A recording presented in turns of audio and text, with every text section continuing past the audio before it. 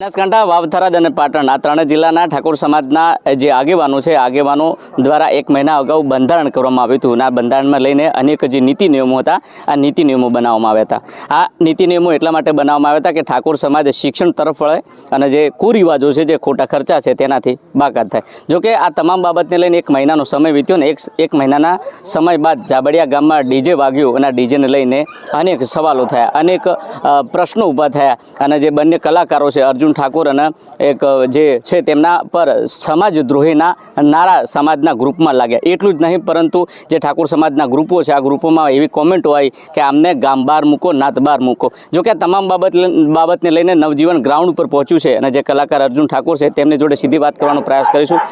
શું કહેશો, આ જે ડીજે ઉપર છે, જે ડીજે ઉપર સમાજે પાબંદી કરી હતી, પરંતુ આજે આ પાબંદીમાં ક્યાંક ને ક્યાંક સવાલ ઊભા થયા છે, ક્યાંક ને ક્યાંક તમારા ઉપર સમાજદ્રોહીના નારા લાગ્યા છે. શું કહેશો? તો બધાને જય સદારામ બાબા. મિત્રો, જે આપણે બંધારણ ઠાકોર સમાજનું બંધારણું, એ બંધારણ અમે વાંચ્યું હતું. એ બંધારણની અંદર ફર્સ્ટ લખેલું હતું કે તમે જોન લઈને જો તો હોમા પક્ષમાં ડીજે ના લઈ જઈ શકો. તો અમે કોઈ ડીજે અમે જોન લઈને ગયા તો કોઈ ડીજે લઈ ગયા નહીં. અને જે હોમા પક્ષમાં અમે જોન લઈ ગયા હતા તો 2 જોનો આવી હતી. તો જે હોમા પક્ષમાંથી જોન આવી એમાં 2 ડીજે હતા. એ ગોમ પણ બનાસકાંઠામાં જ છે અને જે જોન આવી એ પણ બનાસકાંઠામાં છે. તો આપણે જે સમાજનું બંધારણ હતું એનું ઉલ્લંઘન કર્યું નથી. અને અમે સમાજના બંધારણ અને સમાજની અંદર લખેલું હતું કે તમે વાજિંત્ર આવે, જે શરણાઈ, ઢોલ અને જે તરતડિયા વગાડવાનું આવે છે એ અમે લઈ ગયા. અને જો અમારા ડીજેની અંદર અમે ખર્ચો કરીએ તો અમારે 4 થી 5 હજારમાં પટી જાય.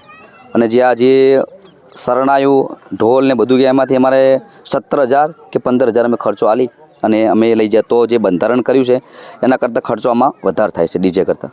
અને જે અમારા ગામમાં અમે વરઘોડું કર્યું, અમે લાઈવ ગઈને અમારા માટે લાઈવ પ્રોગ્રામ ગણાય છે. અમે કોઈ ડીજેનું કર્યું નહીં, બરાબર? કારણ કે અમે ઘણા વર્ષોથી 20 વર્ષથી મહેનત કરીએ છીએ, કાળી મજૂરી કરી છે, ઉજાગરા કર્યા છે અને ઘણી બધી મહેનત કરીને ઘણી બધી પરિસ્થિતિ એવી જોઈને અમે આ સ્થાને પહોંચ્યા છીએ. તો હવે સમાજ એમ કહે છે કે તમે બંધારણ તોડ્યું છે, પણ આપણે મુદ્દા ઓછી અને આપણે કંપનીનું પાલન કર્યું છે. અને સમાજ એમ કહેશે કે તમે જે ગો છો એ સમાજ માટે હાનિકારક છે, સમાજને નુકસાન થાય છે. તો અમે સમાજ કહેશે તો સમાજને ગાવાનું પણ અમે બંધ કરી દેવું. તો અમારી પણ સમાજને એક અપીલ છે કે અમે ગાવાનું બંધ કરી દઈએ તો તમે અમને કોઈ રોજગારી આલો, કોઈ ધંધો આલો. અમારા પાસે કોઈ બીજો કોઈ બિઝનેસ નહીં, કોઈ ધંધો નહીં. જે અમારા પાછળ જે 100-200 જણાનું ઘર ચાલે છે એમનું ઘરનું શું, અમારું શું? અમારે તો જે લોન ચાલે છે એમનું અમારું પૂરું તો કરવું.